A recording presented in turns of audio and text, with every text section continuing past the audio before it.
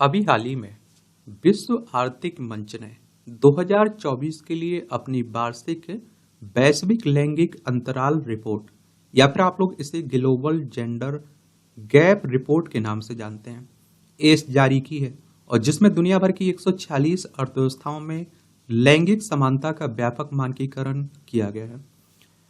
मैं आप लोगों से हमेशा कहता हूं कि इस तरह की जो संस्थाएं हैं और जिनके द्वारा ये इंडेक्स ये रिपोर्ट जारी की जाती है उनके बारे में एक सामान्य जानकारी अपने पास जरूर रखा करिएगा। चाहे आप लोग सिविल सर्विस एग्जाम की बात कर लीजिए, स्टेट पीसीएस एग्जाम की बात कर लीजिए, वनडे एग्जाम की बात कर लीजिए, इन सभी में इस तरह के क्वेश्चंस पूछे जाते हैं। इस तरह की रिपोर्ट से हर साल क्वेश्चंस पूछे जाते हैं। और विश्व आर्थिक मंच की बात करें, वर्ल्ड इकोनॉमिक फोरम की, तो विश्व आर्थिक मंच एक स्विस गैर लाभकारी अंतर्राष्ट्रीय संगठन है। इसका हेडक्वार्टर आपको स्विट्जरलैंड में देखने को मिल जाएगा। 24 जनवरी 1971 में इसकी स्थापना हुई थी। देखिए हमारी प्यारी पृथ्वी है, इसमें आप देखिए हमारा प्यारा भारत है और यहाँ जाएंगे आप लोग तो आप लोगों को स्विट्जरलैंड यूरोप में देखने को मिल जाएगा। यहाँ इसका आपको हेडक्वार्टर देखने को मिलेगा।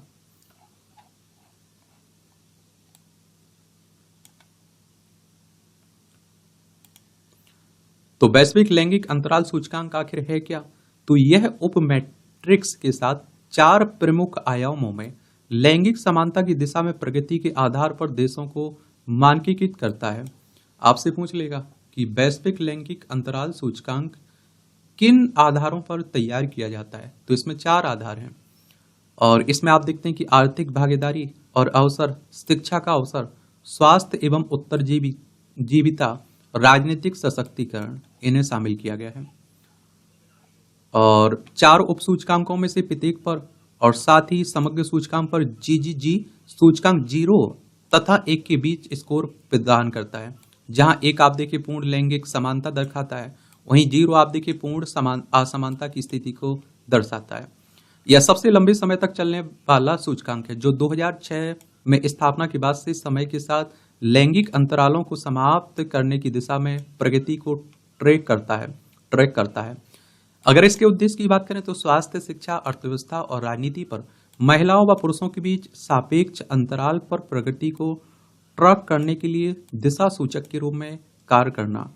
और एक बात याद रखिएगा, देखिए आधी आबादी महिलाओं की है लगभग, आप सभी जानते हैं इसमें, और उन्हें उनका अधिकार मिलना चाहिए क्योंकि महिलाएं बेहतर जानती हैं कि महिलाओं की समस्या क्या है।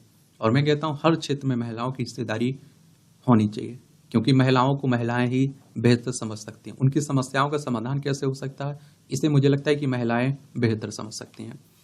और इस वार्षिक मानदंड के माध्यम से प्रत्येक देश के हितधारक प्रत्येक विशिष्ट आर्थिक, राजनीतिक तथा सांस्कृतिक संदर्भ में प्रासंगिक प्राथमिकताएं निर्धारित करने में सक्षम होते हैं।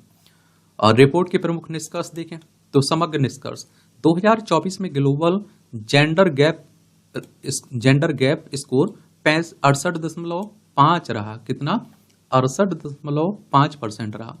और इसमें पिछले वर्ष की तुलना में 0.1% का मामूली सुधार हुआ है। प्रगति की वर्तमान दर पर पूर्ण लैंगिक समानता हासिल करने में 134 वर्ष लगेंगे, जो यह दर्शाता है कि प्रगति की समग्र दर काफी धीमी है। राजनीतिक सशक्तिकरण की बात करें तो 77.5% तथा आर्थिक भागीदारी एवं अवसरों की बात करें तो 39.5% के मामले में लैंगिक आप देखेंगे अंतराल सबसे ज्यादा बना हुआ है। क्या बना हुआ है? ज्यादा बना हुआ है। और शीर्ष रैंकिंग वाले देशों की बात करें तो आइसलैंड 93.5 लगातार 15वें वर्ष विश्व का सबसे अधिक लैंगिक समानता वाला देश बना हुआ है, तो आइसलैंड टॉप पर है। इसके बाद आप देखेंगे कि शीर्ष 5 रैंकिंग में फिनलैंड है, नॉर्वे है, न्यूजीलैंड है, स्वीडन है। तो टॉप 5 को आप लोग याद रखा करिएगा। और शीर्ष 10 देशों में आप देखिए 10 में से 7 देश यूरोप के हैं। आइसलैंड हो गया, फिनलैंड हो गया, नॉर्वे हो गया, स्वीडन हो गया, जर्मनी हो गया, आयरलैंड हो गया, स्पेन हो गया। और अन्य क्षेत्रों में पूर्व एशिया उपशांत न्यूजीलैंड 4थे स्थान पर, लैटिन अमेरिका तथा कैरिबियन निकारागुआ 6ठे स्थान पर है एवं उप सहारा अफ्रीका नामीबिया 8वें स्थान पर है। स्पेन और आयरलैंड ने वर्ष 2023 की तुलना में क्रमशः 8 तथा 2 रैंक की वृद्धि हासिल कर वर्ष 2024 में शीर्ष 10 में उल्लेखनीय प्रगति हासिल की है। और क्षेत्रीय प्रदर्शन की बात करें तो लैंगिक अंतराल के मामले में यूरोप 75% अच्छी स्थिति में है। इसके बाद उत्तरी अमेरिका 74.8%, लैटिन अमेरिका आप देखिए तथा कैरिबियन 74.2% का स्थान है। और मध्य पूर्व तथा आप देखिए उत्तर अफ्रीका के क्षेत्र 61.7% के साथ लैंगिक अंतराल के मामले में अंतिम स्थान पर है। तो मध्य पूर्व तथा उत्तरी अफ्रीका क्षेत्र 61.7% के साथ लैंगिक अंतराल के मामले में अंतिम नीचे से टॉप कर रहे हैं। दक्षिण एशियाई क्षेत्र 8 क्षेत्रों में से 7वें स्थान पर है, जहां लैंगिक समता स्कोर केवल 63.7% है। आर्थिक एवं रोजगार अंतराल की बात करें तो लगभग सभी उद्योगों के साथ साथ अर्थव्यवस्था में महिला कार्यबल का प्रतिनिधित्व पुरुषों से कम है। कुल मिलाकर यह 42% ही है और वरिष्ठ नेतृत्व की भूमिका में यह केवल 31.7% है। नेतृत्व पाइपलाइन वैश्विक स्तर पर महिलाओं के लिए प्रवेश स्तर से प्रबंधकीय स्तर तक 21.5% अंक की गिरावट दर्शाती है और आर्थिक स्थिति खराब होने के कारण वर्ष 2023-24 में नेतृत्वकारी भूमिकाओं में महिलाओं की नियुक्ति में गिरावट आएगी। और देखभाल करने का प्रभाव तो हाल में देखभाल संबंधी जिम्मेदारियों में हुई वृद्धि के कारण कार्यबल में महिलाओं की भागीदारी में सुधार हो रहा है और जिससे समतापूर्ण देखभाल प्रणालियों की तत्काल आवश्यकता पर प्रभाव पड़ता है। संवेतन अभिभावकीय अवकाश जैसी न्याय संगत देखभाल नीतियां बढ़ रही हैं, लेकिन कई देशों में अपर्याप्त हैं।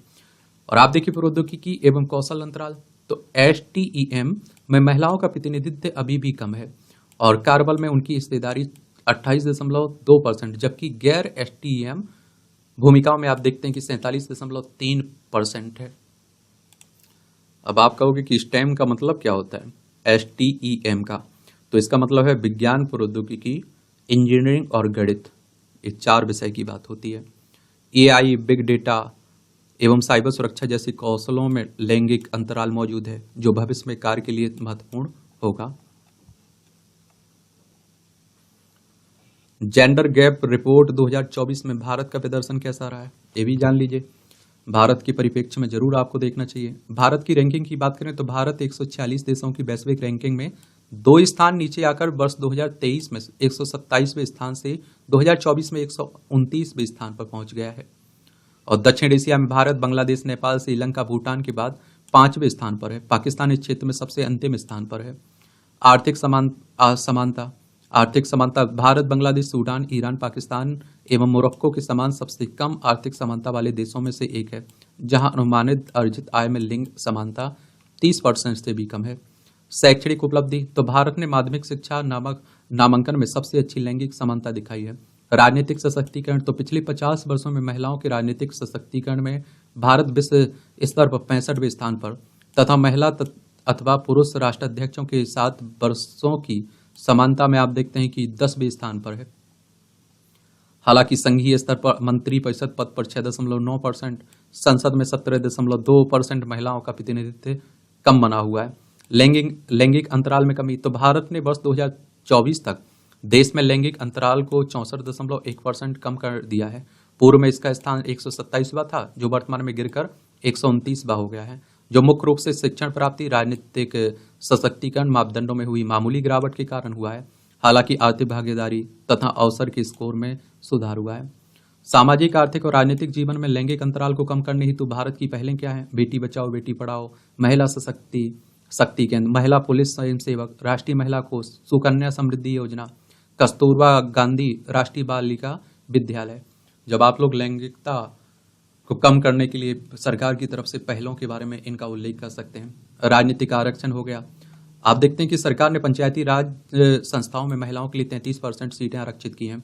संविधान में 106वां संशोधन अधिनियम 2023 लोकसभा, राज्य विधानसभाओं और राष्ट्रीय राजधानी क्षेत्र दिल्ली की विधानसभा महिलाओं के लिए 1/3 सीटें आरक्षित करता है। यह लोकसभा तथा राज्य विधानसभा में अनुसूचित जाति, अनुसूचित जनजाति के लिए आरक्षित सीटों पर भी लागू होता है। महिला उद्यमिता तो महिला उद्यमिता को बढ़ावा देने के लिए सरकार ने स्टैंड अप इंडिया और महिला उद्यमियों SHG NGO को समर्थन देने हेतु ऑनलाइन मार्केटिंग प्लेटफॉर्म, उद्यमिता तथा कौशल विकास कार्यक्रम जैसे कार्यक्रम शुरू किए हुए हैं।